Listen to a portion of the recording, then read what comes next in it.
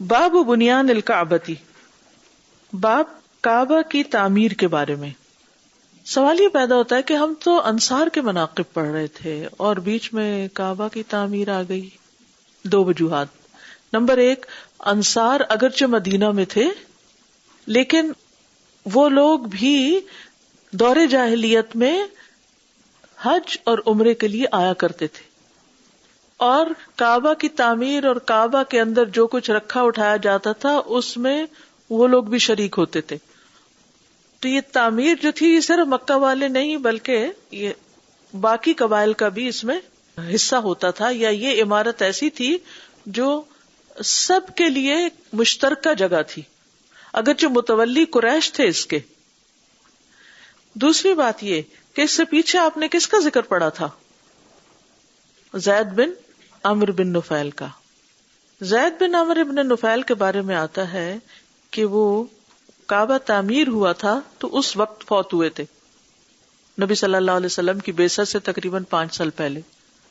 تو امام بخاری نے ان کے ذکر کے بعد یہاں پر تعمیر کا ذکر کر دیا، یعنی تاریخ کا ذکر ہے ایک طرح سے.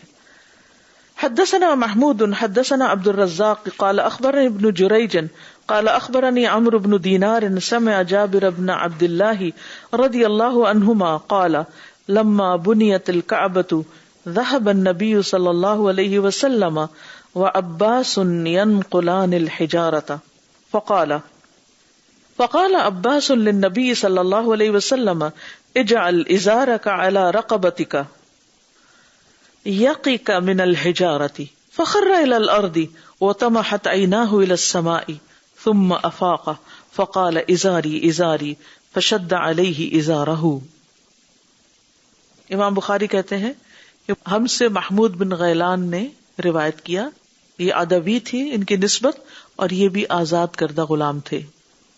وہ کہتے ہیں ہم سے عبد الرزاق نے، وہ کہتے ہیں مجھے ابن جریج نے خبر دی، وہ کہتے ہیں مجھے عمرو ابن دینار نے خبر دی، سمع جابر ابن عبداللہ رضی اللہ عنہما، انہوں نے جابر بن عبداللہ رضی اللہ عنہما کو سنا، اور یہ روایت جابر کی ہے، یعنی جابر کہتے ہیں قال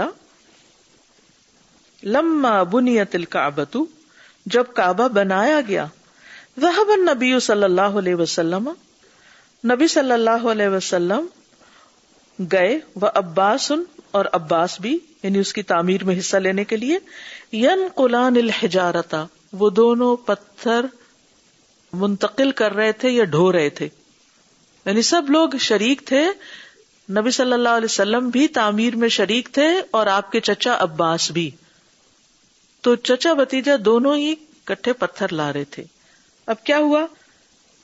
فقال عباس للنبی صلی اللہ علیہ وسلم، عباس نے نبی صلی اللہ علیہ وسلم سے کہا اجعل ازارکا، ڈال لو اپنا تہبند، علی رقبتک، اپنی گردن پر، یعنی جو نیچے پہنا ہوا ہے، ازار کہتے ہیں نا نچلے کپڑے کو، جس کو لنگی یا دھوتی بھی کہتے ہیں، تہبند، اس کو پیچھے سے اٹھا کر تم اپنی گردن پہ ڈال لو، یعنی جیسے یہ ہے نا کپڑا، تو یہاں سے موڑ کے گردن پہ ڈال لو تاکہ پتھروں کے نشان یا اس کی رگڑ سے گردن بچ جائے. تو انہوں نے ایک اچھا مشورہ دیا. اب کیا کیا؟ جو ہی نبی صلی اللہ علیہ وسلم نے کپڑا اٹھا کے یوں کیا تو پیچھے سے آپ کا سطر ننگا ہو گیا. تو دوسری روایت میں آپ نے ابھی تھوڑی دیر پہلے میں نے کوٹ کی، اس میں آپ نے سنا کہ آپ کو ایک آواز آئی کہ اپنا سطر ڈھانپ لیجئے، اپنا سطر ڈھانپ لیجئے، اور جو ہی آپ کا سطر کھلا فخر الی الارض، تو آپ زمین پر بے ہوش ہو کے گر گئے. وطمحت عیناہ الی السماء، اور آپ کی آنکھیں آسمان کی طرف اٹھ گئیں. کبھی آپ نے بے ہوش شخص کو دیکھا؟ کیا ہوتا ہے؟ اس کی نگاہیں پلٹ جاتی ہیں، وہی ہوا آپ کے ساتھ. ثم افاق، پھر آپ کو افاقہ ہوا، یعنی آپ ہوش میں، افاقہ کا مطلب ہوش میں آئے. فقال، تو فرمایا ازاری ازاری، میرا تہبند میرا تہبند. فشد علیہ ازارہ، تو حضرت عباس نے آپ کا ازار آپ پر خوب مضبوط باندھ دیا. اور احادیث میں آتا ہے کہ اس کے بعد پھر کبھی آپ کو کسی نے برہنہ نہیں دیکھا. تو اس حدیث میں 2 اہم باتیں ہمیں پتہ چلتی ہیں. نمبر 1 یہ کہ کعبہ کی تعمیر کا شرف جہاں ابراہیم علیہ السلام اور اسماعیل علیہ السلام کو حاصل ہوا وہاں نبی صلی اللہ علیہ وسلم کو بھی حاصل ہوا، یعنی آپ بھی اس کی تعمیر میں شریک تھے. اس سے ایک اور بہت بڑی بات پتہ چلتی ہے، وہ یہ کہ انبیاء علیہم السلام اپنی نبوت کے بعد بھی اور اس سے پہلے بھی مشقت کے کاموں کو کبھی آر نہیں سمجھتے تھے. مشقت کے کام کیا ہوتے ہیں؟ جیسے تعمیر کا کام، پتھر ڈھونے کا کام. ابراہیم علیہ السلام عمارت بنا رہے ہیں، بن گئی تو کہا گیا اب صفائی کا کام بھی کرو. یہ سارے عزت والے کام ہیں، ان میں سے کسی کام کو حقیر نہیں سمجھنا چاہیے. افسوس سے یہ کہنا پڑتا ہے کہ ہمارے ہاں درجہ بندی کر دی گئی ہے، کلاس سسٹم بنا دیا گیا ہے. یہ کام اس کلاس کے حصے میں، یہ کام اس کے، یہ اس کے. لیکن اسلام میں اس کا کوئی کانسیپٹ اس طرح نہیں ہے. وہاں عزت کا معیار کیا ہے؟ تقویٰ. آپ دیکھتے ہیں کہ تمام انبیاء بکریاں چراتے رہے ہیں. نبی صلی اللہ علیہ وسلم نے فرمایا اللہ نے کوئی ایسا نبی نہیں بھیجا جس نے بکریاں نہ چرائی ہوں. اس پر آپ کے صحابہ نے آپ سے پوچھا کیا آپ نے بھی بکریاں چرائی تھی؟ آپ نے فرمایا ہاں، کبھی میں بھی مکہ والوں کی بکریاں چند قیرات یعنی ان کی تنخواہ پر چرایا کرتا تھا. موسیٰ علیہ السلام کو بھیجا گیا، وہ بکریاں چرایا کرتے تھے. کہاں چرائی تھی انہوں نے؟ فرعون کے محل میں نہیں، جب مدین گئے تھے شعیب علیہ السلام کی. داؤد علیہ السلام بھی بکریاں چراتے تھے. مجھے بھیجا گیا، مبعوث کیا گیا، میں بھی اجیاد میں بکریاں چراتا تھا. وہی اجیاد جس کا بھی تھوڑی دیر پہلے ذکر ہوا. موسیٰ علیہ السلام کی جب اللہ سبحانہ وتعالیٰ سے گفتگو ہوئی تو اللہ تعالیٰ نے ان کو کوہ طور پر جب وہ جا رہے تھے، واپس مصر جا رہے تھے، تو راستے میں جب ان کو آگ نظر آئی اور موسیٰ علیہ السلام وہاں پہنچے تو اللہ تعالیٰ نے پوچھا وما تلک بیمینک یا موسیٰ، موسیٰ تمہارے دائیں ہاتھ میں کیا ہے؟ قال ہی عصای، میری لاٹھی ہے. اتوکا علیہا، میں اس پہ ٹیک لگاتا ہوں. واہش بہا علی غنمی، اور اس کے ذریعے میں اپنی بکریوں پر پتے گراتا ہوں، پتے جھاڑتا ہوں. ولی فیہا مآرب اخری، اور اس میں میرے اور بھی کچھ کام ہیں. تو اس سے کیا پتہ چلتا ہے کہ موسیٰ علیہ السلام بھی بکریاں چراتے تھے.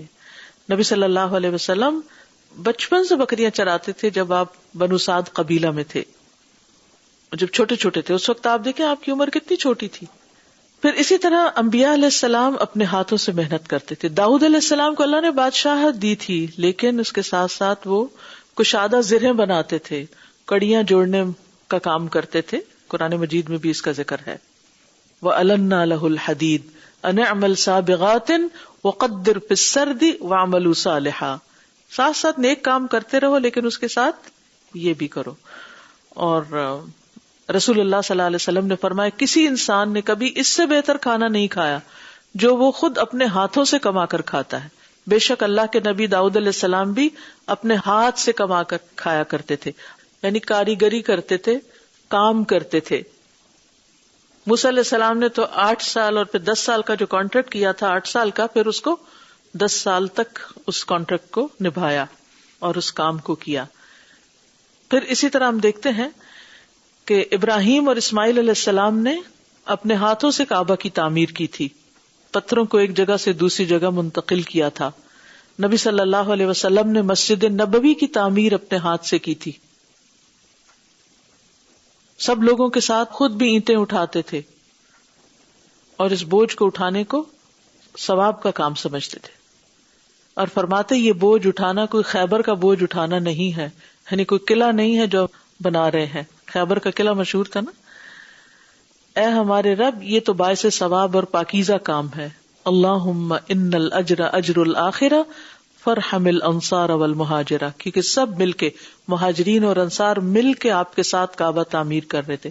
یہاں بھی آپ دیکھیں کلیکٹیو ایفرٹ ہے، باہر سے آنے والوں کی بھی اور لوکلز کی بھی. جب خندق کھودی جا رہی تھی تو آپ کے پیٹ پہ 2 پتھر بندھے ہوئے تھے اور آپ خندق کھود رہے تھے، اور پھر آپ کے پیٹ کے اوپر اتنی مٹی تھی کہ اس سے پیٹ چھپ گیا تھا، اور سینے پر بال تھے اور ان پر بھی مٹی پڑی ہوئی تھی. آپ مٹی اٹھاتے جاتے اور وہ شعر پڑھتے جاتے جو پیچھے ہم پڑھ چکے ہیں. پھر اسی طرح وہ خاص چٹان جو آ گئی تھی اسے نبی صلی اللہ علیہ وسلم نے خود اپنے ہاتھوں سے توڑا. آپ پر اور صحابہ پر 3 دن اس حال میں گزرے تھے کہ انہوں نے کوئی چیز چکھی نہیں تھی، کوئی کھانا نہیں ملا تھا. اتنے بڑے فاقے کے باوجود انہوں نے یہ خندق کھودی اور پھر وہ چٹان توڑی. آپ صلی اللہ علیہ وسلم نے جو ریت کا ٹیلا بن گئی. دوسری اہم چیز جو اس حدیث سے ہمیں پتہ چلتی ہے وہ نبی صلی اللہ علیہ وسلم کی حیا ہے کہ جو ہی آپ کا سطر کھلا آپ بے ہوش ہو گئے. تو یہ حیا اللہ نے فطرت میں رکھی ہے، ابھی آپ نبی نہیں بنے تھے. حدیث میں آتا ہے لوگوں نے پہلی نبوت کو جو کلام پایا اس میں یہ بات بھی شامل ہے کہ جب تم میں حیا نہ رہے تو جو چاہے کرو. تو شرم و حیا جو ہے وہ ہمارے دین کا حصہ ہے. یہ نہیں کہ یہ کوئی ایسٹرن کلچر ہے جس میں حیا سکھائی جاتی ہے، اور ہم یہاں کینیڈین کلچر میں تو ہمارے لیے حیا کی ضرورت نہیں. جو بھی صاحب ایمان ہے اس کے لیے حیا لازم ہے. آدم علیہ السلام کی حیا کیا تھی کہ جب ان سے جنت کا لباس اتروایا گیا تو انہوں نے کیا کیا؟ انہوں نے کہا اللہ نے لباس لے لیا اب تو ہم ننگے پھریں. نہیں، وَطَفِقَا يَخْصِفَانِ عَلَيْهِمَا مِنْ وَرَقِ الْجَنَّةِ، اپنے اوپر جنت کے درختوں کے پتے چپکانے لگے، اپنے جسم کو چھپانے لگے. موسیٰ علیہ السلام کی حیا کیا تھی؟ بہت حیادار اور ستر پوش تھے، ان کے جسم کا کوئی حصہ نظر نہیں آتا تھا. تو بنی اسرائیل کے جو لوگ ان کے خلاف ایک گروپ بنا ہوا تھا اور وہ آپ کو ستاتے تھے، انہوں نے آپ پہ الزام لگانا شروع کر دیا کہ ان کے جسم میں کوئی عیب ہے، کوئی برس یا فتق کی بیماری ہے. تو اللہ سبحانہ وتعالیٰ نے ان کو بری کرنے کے لیے کیا کیا؟ ان باتوں سے پاک کرنے کے لیے جو ان پہ الزامات لگ رہے تھے. موسیٰ علیہ السلام ایک دن غسل کر رہے تھے تو کپڑے اتار کر پتھر کے اوپر رکھے جس کی اوٹ میں آپ غسل کر رہے تھے، تو وہ پتھر کپڑے اٹھا کے بھاگ گیا. موسیٰ علیہ السلام اس کے پیچھے دوڑے کیونکہ اب کیا کرتے، اور تو کوئی تھا نہیں پاس، اکیلے تھے. تو انہوں نے اپنا عصا وہی لیا جو اس پہ ٹیک لگاتے تھے، انہوں نے پتھر کو 3-4 دفعہ مارا بھی اس کے پیچھے جا کر، کہا میرے کپڑے دو، میرے کپڑے دو. یہاں تک کہ وہ راستے میں بنی اسرائیل کی وہی جماعت آ گئی جو آپ کے اوپر الزام لگاتے تھے کہ آپ کے جسم میں کوئی بیماری ہے جس کو چھپانے کے لیے آپ اتنا زیادہ ڈریس اپ ہوتے ہیں. تو اس طرح اللہ سبحانہ وتعالیٰ نے ان کو اس تہمت سے بری کر دیا. اور اس میں بھی آپ دیکھیے کہ بعض اوقات انسان پر کچھ ایسی مشکلات آ جاتی ہیں کہ جن کو انسان سخت ناپسند کرتا ہے. کوئی شدید جھوٹا الزام آ جاتا ہے لیکن اس کے ذریعے خیر بھی نکلتی ہے کہ انسان پھر اپنے اوپر آنے والے ان الزامات کو ہٹانے کے لیے کچھ اور ایسی چیزیں بھی کرنے لگتا ہے جن کی طرف سے وہ غفلت اختیار کرتا ہے اور جن کو وہ بھولے ہوئے ہوتا ہے. آپ کو یاد ہوگا کہ پچھلے سال جب 5 دسمبر کو کیلیفورنیا کو وہ واقعہ پیش آیا اور الہدا کے اوپر ایک ناروا قسم کا الزام لگا، تو اس سے پہلے کبھی ہم نے اسلام آباد میں نیوز لیٹر نہیں نکالا تھا، نہ کبھی امیج بلڈنگ کی کوئی فکر کی تھی، نہ کبھی زیادہ کوئی پبلسٹی کی کہ ہم کیا کرتے ہیں کیا نہیں کرتے، کیونکہ اللہ کے لیے کر رہے ہیں بس ٹھیک ہے. لیکن بعض اوقات کچھ چیزیں کسی ادارے کی شناخت اور پہچان کے لیے ضروری بھی ہوتی ہیں، کیونکہ جو لوگ آتے ہیں ان کو تو پتا ہے ہم اندر کیا کر رہے ہیں، لیکن جو لوگ نہیں آتے باہر بیٹھے ہیں انہیں تو نہیں پتا ہماری ایکٹیویٹیز کیا ہیں. تو الحمدللہ اس کے بعد یہ فائدہ ہوا کہ باقاعدہ نیوز لیٹر جو ہے وہ اب نکلنا شروع ہو گیا اور پوری ایکٹیویٹیز جو ہوتی ہیں اس میں تحریری شکل میں آتی ہیں، تاکہ اگر کسی کو معلوم کرنا ہے کہ ہم کیا کرتے ہیں ادارے کے اندر تو اس کو پڑھنے کے لیے کچھ مل جائے.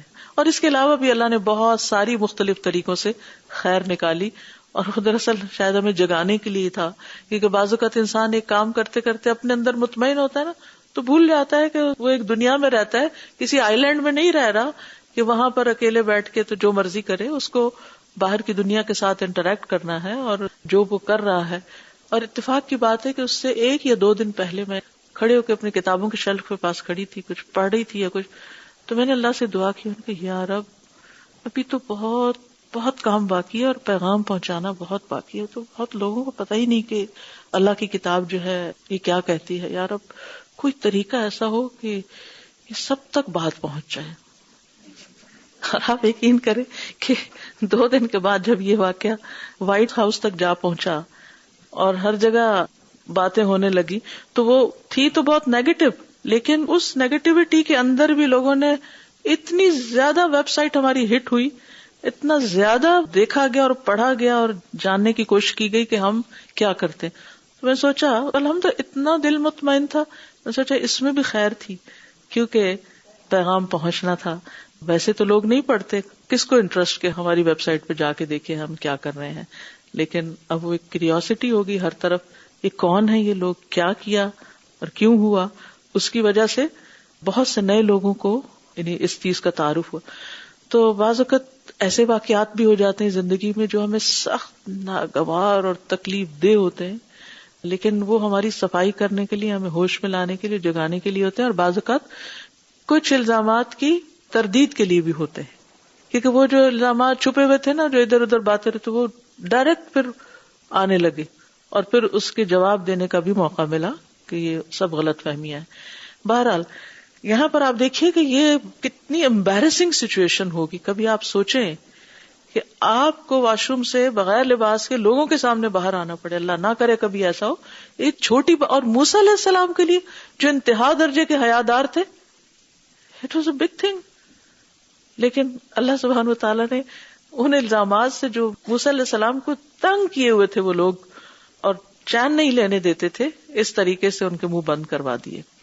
تو بہرحال اس وقت اس کے بارے میں اللہ تعالیٰ فرماتے ہیں یا ایھا الذین آمنوا لا تکونوا کالذین آذوا موسیٰ، اے لوگوں جو ایمان لائے ان لوگوں کی طرح نہ ہو جنہوں نے موسیٰ علیہ السلام کو تکلیف دی، اذیتیں دی تھی، اور وہ ان کی اپنی ہی قوم کے لوگ تھے.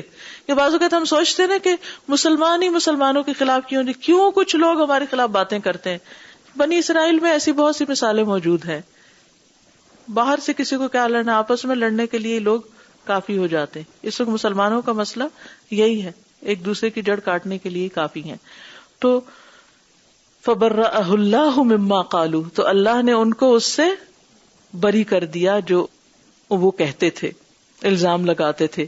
وَكَانَ عِندَ اللَّهِ وَجِيهًا، اور وہ اللہ کے نزدیک بڑے معزز اور باوقار تھے. اور نبی صلی اللہ علیہ وسلم کی حیا کیسی تھی؟ بہت زیادہ شدید الحیا. حدیث میں آتا ہے پردہ نشین کنواری لڑکیوں سے بھی زیادہ حیادار. یعنی ہر ایک کے لیے حیا ضروری ہے، لیکن ان میرڈ لڑکیوں کو اور بھی زیادہ حیا کی ضرورت ہوتی ہے، کیونکہ اللہ سبحانہ تعالیٰ نے عورت کا زیور جو ہے وہ اس کے حیا میں رکھا ہے. لہذا مردوں سے بات کرتے ہوئے باوقار انداز میں ہمیشہ بات کرے. اگر وہ ہنس رہے ہیں یا مذاق کر رہے ہیں تو آپ کو جواب نہیں دینا مذاق کا مذاق میں، بلکہ اپنے اصولوں پر قائم رہنا ہے. اس سے دوسروں کو بھی سمجھ آ جاتی ہے کہ یہ کون ہے، یہ لڑکی کیسی ہے. اور جو لڑکی ہر مرد کا دل لبھانے کھڑی ہو جائے اور ہر ایک سے ہنس ہنس کے باتیں کرنے لگے تو وہ اپنی کوئی پروڈکٹ تو سیل کر رہی ہوگی یا اپنے آپ کو کسی طرح وہ نمایاں کر رہی ہوگی، لیکن اس کا تعلق ایمان سے ہے. جتنا زیادہ ہم حیا کے خلاف جاتے ہیں اتنا ایمان ڈکریز ہوتا ہے، اور جب ایمان ڈکریز ہوتا ہے تو خیر کی باتوں میں بھی دلچسپی نہیں رہتی، اور عمل اسی اعتبار سے کم ہوتا ہے جس اعتبار سے ایمان کم ہوتا ہے. یاد رکھیے، عمل کب بڑھتا ہے؟ جب ایمان بڑھتا ہے. اور عمل کب کم ہوتا ہے؟ جب ایمان کم ہوتا ہے. یہ جو آپ کہتے ہیں نا بچے مانتے نہیں، نماز نہیں پڑھتے، ٹھیک ہے آپ نماز کہتے ہیں مگر ان کا ایمان مضبوط کرنے کی فکر کریں. ایمان مضبوط ہوگا تو آپ کو کہنے کی ضرورت نہیں ہوگی کہ نماز پڑھو. ان کا ایمان ان کے اندر سے ان کو اٹھائے گا. تو یہ جہاں بھی عمل نہ ہونے کے مسائل ہیں ان کی بنیادی وجہ یہی ہے. اگلی حدیث دیکھیے. حدثنا ابو النعمان حدثنا حماد بن زید عن عمرو بن دینار وعبید اللہ بن ابی یزید قال لم يكن على عهد النبي صلی اللہ علیہ وسلم حول البيت حائط كانوا يصلون حول البيت حتى كان عمر فبنى حوله حائطا قال عبید اللہ جدره قصير فبناه ابن الزبیر. حدثنا ابو النعمان، امام بخاری کہتے ہیں کہ ہم سے ابو النعمان نے بیان کی حدیث، اور ان کا نام ہے عارم محمد ابن الفضل ابو النعمان السدوسی البصری، بصرہ سے تعلق رکھنے والے تھے. وہ کہتے ہیں ہم سے حماد بن زید نے حدیث بیان کی. وہ کہتے ہیں ہم سے عمرو بن دینار نے اور عبید اللہ بن ابی یزید دونوں نے کہا لم یکن علی عہد النبی صلی اللہ علیہ وسلم حول البیت حائط، نبی صلی اللہ علیہ وسلم کے زمانے میں کعبہ کے ارد گرد دیوار نہیں تھی. وہ کیسے تھا؟ یعنی پلین میدان تھا اور بیچ میں بس کعبہ تھا، کوئی آس پاس مسجد نہیں تھی، کوئی دیوار نہیں تھی، کچھ بھی نہیں تھا، بس صرف ایک گھر اللہ کا وہاں پر رکھا ہوا تھا یا تعمیر شدہ تھا. کانوا یصلون حول البیت، وہ بیت اللہ کے ارد گرد نماز پڑھتے تھے. حتی کان عمر، یہاں تک کہ عمر کا دور خلافت آیا رضی اللہ عنہ. فبنا حولہ حائطا، تو انہوں نے کعبہ کے ارد گرد دیوار بنائی. قال عبید اللہ کہتے ہیں جدرہ قصیر، یہ دیوار بہت چھوٹی چھوٹی تھی، جیسے بنیر کہتے ہیں، منڈیر کہتے ہیں. فبناہ ابن الزبیر، تو پھر زبیر نے اس کو بلند کیا، یعنی عبداللہ بن زبیر کی تعمیر جب ہوئی تھی اس وقت انہوں نے آس پاس کو اونچا کر دیا. اس سے مراد حتیم کی دیوار نہیں ہے، یاد رکھیے، اس سے مراد کون سی دیوار ہے؟ مسجد. یہاں پر عبداللہ بن زبیر کی تعمیر کا تھوڑا سا حال آپ کے سامنے رکھوں گی. عطا روایت کرتے ہیں کہ یزید بن معاویہ کے دور میں جب اہل شام نے مکہ پر حملہ کیا اور کعبہ جل گیا. اب آپ دیکھیے کہ دنیا میں کیسے کیسے فساد ہوئے، یہ جانتے ہوئے بھی کہ اللہ کا گھر ہے کس کس قسم کے لوگوں نے کام کیے. تو اس کی جو حالت تھی سو تھی. ابن زبیر نے اسے اسی حالت پر رہنے دیا حتیٰ کہ حج کے موسم میں لوگ مکہ آنے لگے.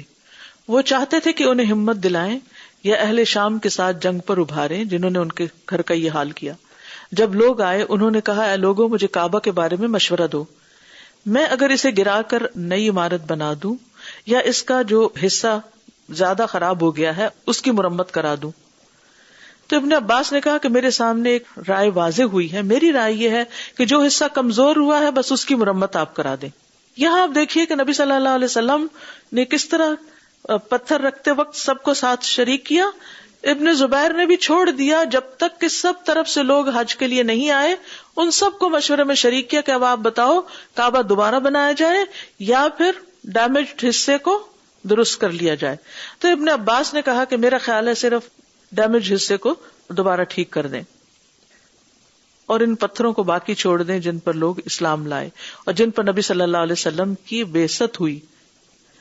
اس پر ابن زبیر نے کہا اگر تم میں سے کسی کا اپنا گھر جل جائے تو وہ اس وقت تک راضی نہیں ہوتا جب تک اسے نیا نہ بنا لے، تو تمہارے رب کے گھر کا کیا ہوا.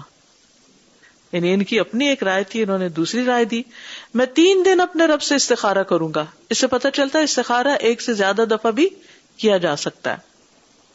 پھر اپنے کام کا پختہ عزم کروں گا. جب 3 دن گزر گئے تو انہوں نے اپنی رائے پختہ کر لی کہ اسے گرا دیں. تو لوگ ڈرنے لگے اور اس سے بچنے لگے کہ جو شخص اس عمارت پر سب سے پہلے چڑھے گا اس پر آسمان سے کوئی آفت آ جائے گی. یہاں تک کہ ایک آدمی اس پر چڑھا اور اس سے ایک پتھر گرایا. جب لوگوں نے دیکھا اسے کچھ نہیں ہوا تو لوگ اس کے پیچھے اور بھی آگے اور گرانے لگے. پہلی تعمیر میں بھی یہی ہوا تھا. ابن زبیر نے چند عارضی ستون بنائے اس کے کارنرز پر، ان پہ پردے لٹکا دیے تاکہ لوگوں کے سامنے ایک سمبل تو رہے، اور یہاں تک کہ پھر اس کی عمارت بلند ہو گئی، دیواریں بن گئی. اب ہوا کیا کہ آپ صلی اللہ علیہ وسلم نے حتیم کو اس میں شامل کرنے کا ارادہ کیا تھا لیکن کچھ وجوہات کی بنا پر نہیں کیا. ابن زبیر کہتے ہیں آج میرے پاس اتنا مال ہے جو میں خرچ کر سکتا ہوں اور مجھے لوگوں کا خوف بھی نہیں. 2 وجوہات تھی نا یہ جن کی بنا پر نبی صلی اللہ علیہ وسلم نے اس کو نہیں بنایا تھا.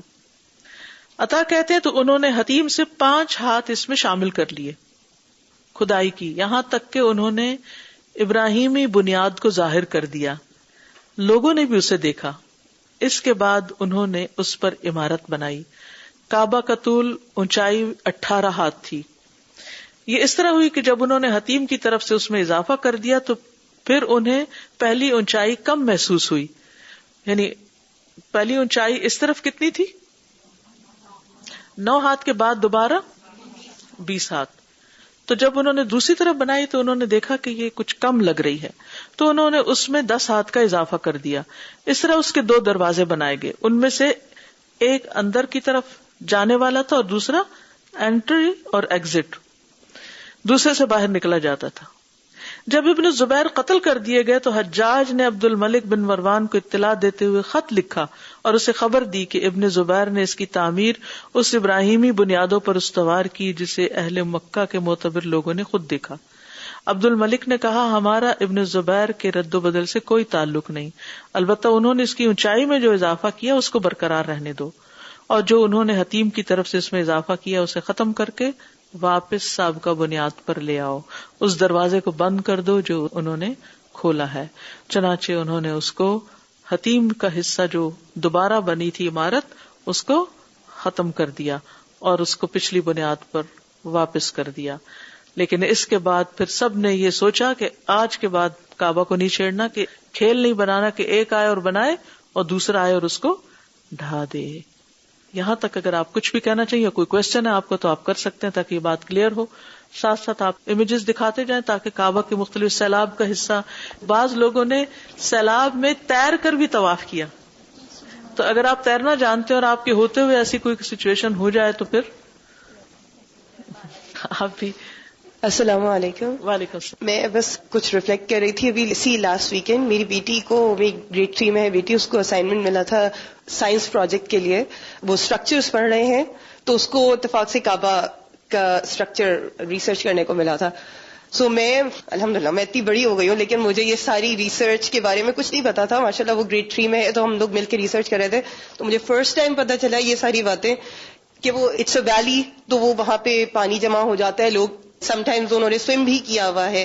دوسرا یہ کہ وہ actually it was a rectangle in the beginning. Also یہ کہ برن بھی کیا گیا ہے اور حجر اسود کو توڑا گیا ہے اور اس کو لے جایا گیا تھا. ایون یہ کہ کعبہ کی چابیاں ہیں جو ایکچولی ایک فیملی بنو شیبہ کے پاس ہیں, تب سے اب تک اٹس حدیث کے نبی صلی اللہ علیہ وسلم نے ان کے حوالے کی تھے اور کہا تھا قیامت تک تمہارے خاندان سے کوئی نہیں لے سکتا. ایگزیکٹلی. تو مجھے یہ ساری باتیں اب جا کے اس ایج میں پتہ چل رہی ہیں, اور میری بیٹی ماشاءاللہ 8 سال کی عمر میں وہ پتہ چل رہی ہے.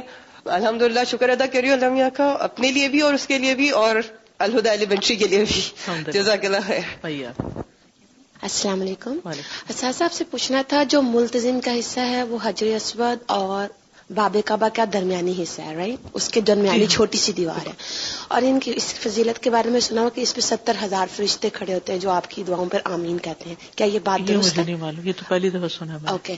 اور اس درمیانی دیوار کے سامنے کھڑے ہو کے دعا مانگنا کیا پسندیدہ ہے؟ پسندیدہ ہے. تو سازا اتنا زیادہ رش ہوتا ہے کہ ہم وہاں پہنچ نہیں سکتے, لیکن اگر ہم اس کی سمت میں پیچھے چلے جائیں تو پیچھے جا کے دعا مانگ سکتے ہیں. ایسا کچھ نہیں, کیونکہ وہ پیچھے تو نہیں ہے نا, وہ تو اصل میں وہ جگہ ہے. اوکے. اور دوسرا سوال یہ ہے کہ لوگ اظہار محبت میں خانہ کعبہ کے غلاف کو ہاتھ لگاتے ہیں یا کہیں اور کسی کارنر کو, تو ایسا کرنا چاہیے یا نہیں کرنا چاہیے؟ نہیں کرنا چاہیے. جزاک اللہ. I wanted to mention something about the modesty that you mentioned about the Prophet Muhammad sallallahu alaihi wasallam, Musa alayhi salam, because it's considered, as you mentioned, it's not something cultural, it's something religious to have that modesty and to be careful how we interact with men.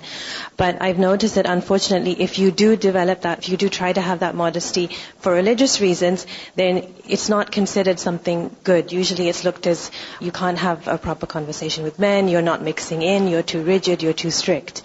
And that's, I think, because people are not aware of the importance in the deen of haya, of modesty. And that's very important, that actions are linked to iman. So we should be conscious that this is one of the actions linked to our iman. یعنی ہمارے دین نے interact کرنے سے منع نہیں کیا, ضرورت کی بات آپ کر سکتے ہیں لیکن اپنے آپ کو ایک وقار کے اندر رکھتے ہوئے, اپنے اصولوں کو قائم رکھتے ہوئے.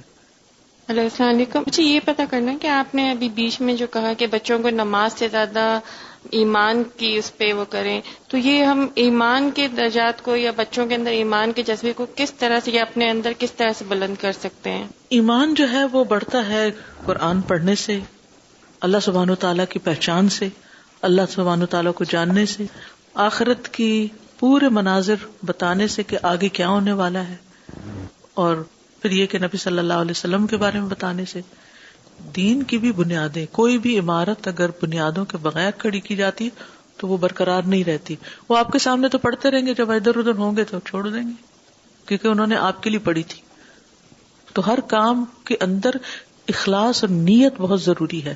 جب تک وہ درست نہ ہو, کوئی بھی کام, دنیا کے کاموں میں بھی, جب تک کرنے کا پرپز اور مقصد آپ کو نہیں پتا کہ کیوں کر رہے ہیں کوئی کام, تو آپ کا کام جو ہے وہ زیادہ فائدہ مند نہیں ہوگا. ٹھیک ہے جی. السلام علیکم.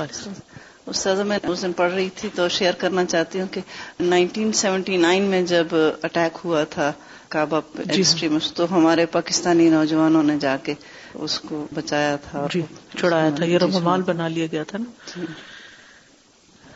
اوکے, جزاکم اللہ خیرا. سبحانک اللہم و بحمدک, اشہد ان لا الہ الا انت, استغفرک و اتوب الیک. السلام علیکم و رحمۃ اللہ وبرکاتہ.